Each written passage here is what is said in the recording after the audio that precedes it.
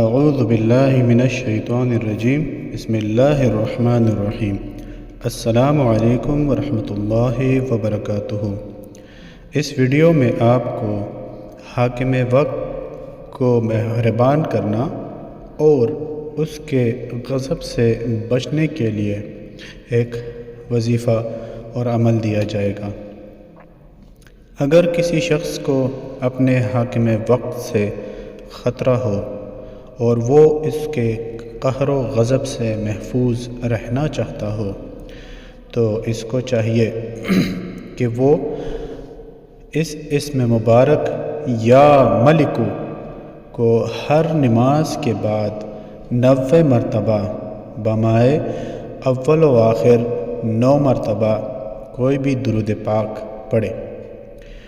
اور 9 دن کے بعد حاکم وقت سے ملاقات کرے۔ وہ نہ صرف حاکم وقت کے قہر سے محفوظ رہے گا بلکہ حاکم وقت اس کی بات کو انتہائی غور سے سنے گا اور اس پر کوئی بھی کسی قسم کا بھی غیظ و غضب نہیں کرے گا بلکہ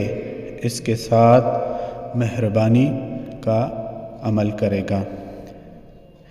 عمل کرنے سے پہلے کوئی بھی صدقہ کر دیا جائے، انشاءاللہ عمل میں کامیابی ہوگی اور کوئی نقصان نہیں ہوگا۔